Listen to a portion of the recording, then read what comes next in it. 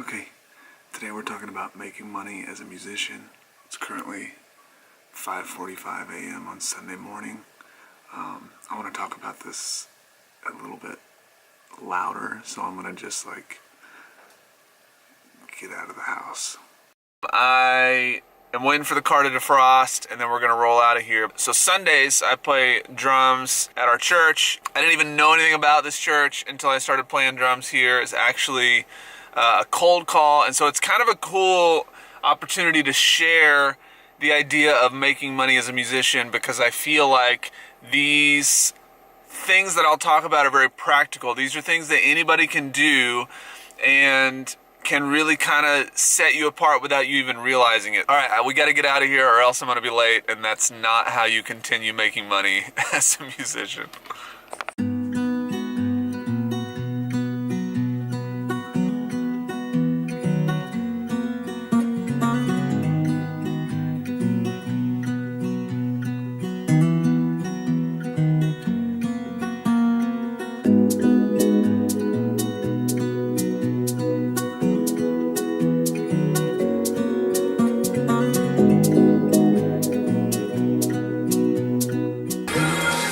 Bit of the action of pre. There we go. We're lighting that drum kit up. That's finally.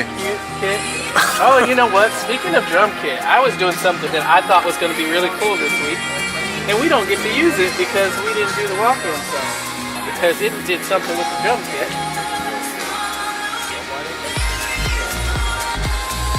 A little bit of color. Oh yeah, that's cool. Matt Russo, have you ever seen one of these before? One of these guys? No, I'm not sure. I think that's for the video. This is also automatic, right? You don't have to like... Oh no, I just make sure it's on.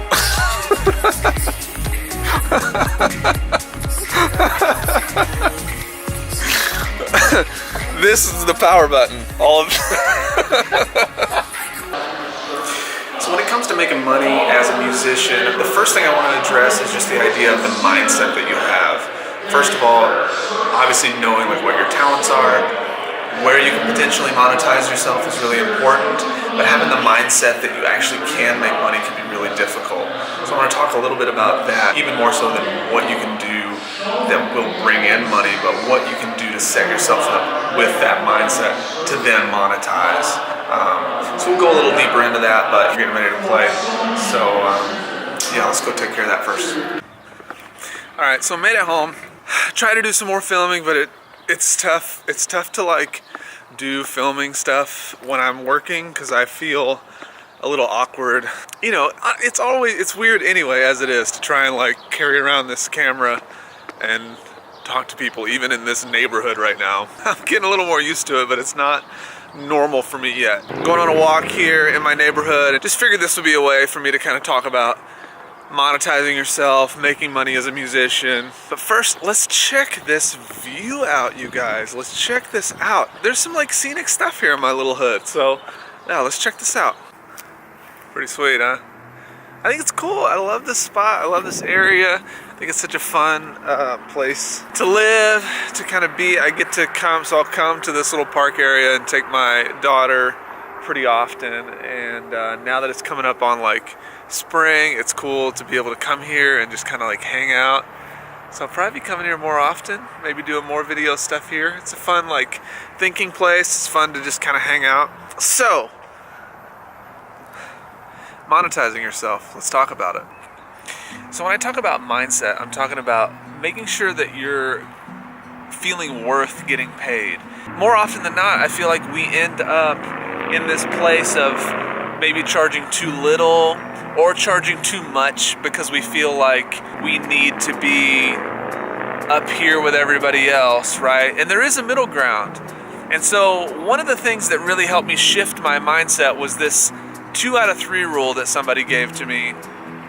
And I thought this was really brilliant. I thought this really hit home for me. So if I was getting 2 of these 3 things, then I could do the gig, okay?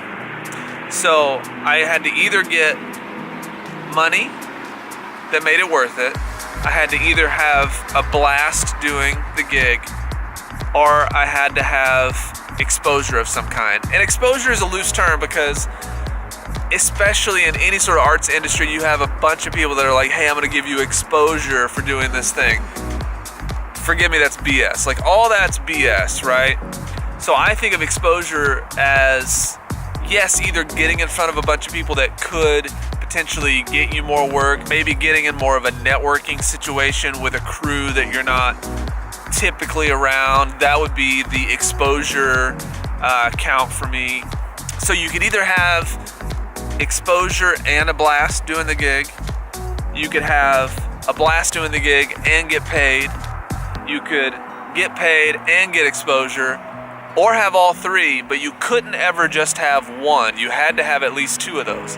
And when I started thinking about things that way, it really changed my viewpoint and started to put things into perspective, and to be honest, really changed my circle of people, because when I did that and started getting around more paid gigs, all of a sudden I started getting offered more paid gigs. And when you get offered more paid gigs, all of a sudden you see the circle start to shift a little bit, right? And that was a pretty cool thing. So try that out. I'll almost bet that if you do that for a month, let's even say 90 days. You do that for 90 days, I'll almost bet that you'll see enough turn that you end up adopting that as your primary rule of thumb for taking gigs. So now I'm assuming that you know what you're good at, right? So you know you're good at your instrument, you know you're capable of doing those things. Obviously, if you're not there, get there first before you start really putting yourself out there and expecting yourself to make money. That doesn't mean that you can't start to get paid, but be self-aware. That's a very, very important trait that I think a lot of people don't have. Now, the other thing I want you to think about, and the reason I brought up being at church, is because I got that gig solely because I had an online presence. I was one of two guys that was called to do that gig from a cold call. The rest were referrals. Think about that for a second. I was one of two guys that was cold called to do that gig, and the others were referrals. So when you think about that, that pretty much sums up the industry. And the both of us that were cold called were the ones that had a good online presence, right? We were the ones that had content out there. We had our experiences listed. We had videos of ourselves doing our craft, things that were up for other people to see, right? And we got the call, and then from there, the rest of the team was built around referrals. And the thing about that gig is, and a lot of people dismiss church gigs. These are top of the line players, and we roll in there every week with no practice. We're expected to show up and be able to do the gig right out of the gate. And so to be able to find guys that could handle that kind of skill set, a lot of it came off referrals. When I was on the road a bunch and we brought people out with us, the biggest parts of it were, yes, you had to be a good player, you had to be great at what you did, pick up fast, things like that, but the main thing is you had to be a good hang. Are you a good person? Are you easy to get along with? Do you bring a lot of drama to the table? Things like that. These are things that will prevent you from getting paid. So you should also be thinking about that kind of stuff as you're putting yourself together and kind of getting your name out there a little more. Okay, so we've got our mindset together. We know that we need to be thinking about our personality, where we're at there. We've narrowed down our circle. We know that we're good at our craft, right? So now some practical applications to go out and start to find work. There are a number of websites that you can use. If you're a musician specifically, SoundBetter is a good site that you should check out, soundbetter.com. They offer premium memberships that I would suggest you sign up for. Give it a month or two, see what you can do. So no matter what you play, you can go in and bid for jobs to try and get. And the thing is you'll have to basically do an audition, or at least I did when I went in as a mix engineer. I had to show some of my work. And what that does though is allow them to be sure that you're capable of putting yourself out there in a way that's not going to harm their website. So it's actually a good thing to be on the premium side of the website. So soundbetter.com, check that out. I'll link that below. Good dudes, always been great about putting my account on hold when I'm kind of busy and not able to utilize the site. Another thing you can do is Craigslist. Go out there, hit Craigslist, look for everybody that you can, see what's going on. Another practical tip, get on Instagram, use the location tagging in your Instagram account, see local venues, who's playing there, bands that maybe are tagging themselves there, artists that are tagging themselves there. If you're a songwriter, you're able to do cover gigs, things like that. You know, you might be able to jump in on some of these venues, and that's a good avenue to kind of be a part of the community first. Start to like put yourself out there, comment on their stuff, get on the Facebook page. You know, if you dig one of the bands that's playing there, say, hey, I love these guys, so cool you guys are having them there. Be noticed in a way that makes you feel like a part of the scene. So when you're cold calling somebody, you're not actually cold calling them, right? They've kind of seen your face, they know where you're coming from a little bit. Kind of goes back to that, are you a cool person? You know, are you easy to deal with? Now here's the other thing you have to think about, and this is something that I've seen so many of my friends go through, that I still see so many of my friends go through.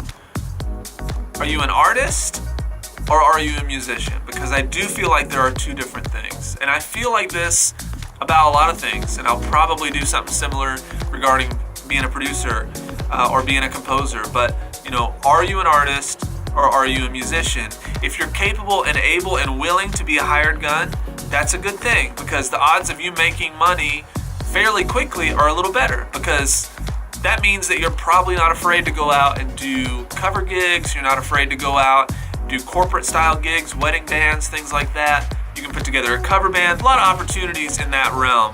Now, if you're gonna be an artist, you gotta book shows, you gotta make a record, you gotta do all these things. There's a lot that comes with that. I think that suits itself for a completely different video. So right now, I would say, ask yourself this question: are you an artist or are you a musician? And this video is about how to make money as a musician, not as an artist. So just kind of mill that over. There's no wrong answer at all, and you should really feel that. Self-awareness, again, is such a big deal. So think about that, and we'll address how to make money as an artist in a later video. But let me know if you have any questions about any of this stuff and how I might be able to help. I'd love to address them either in the comments or in another video. Appreciate you guys watching, and I'm going to see you on Wednesday.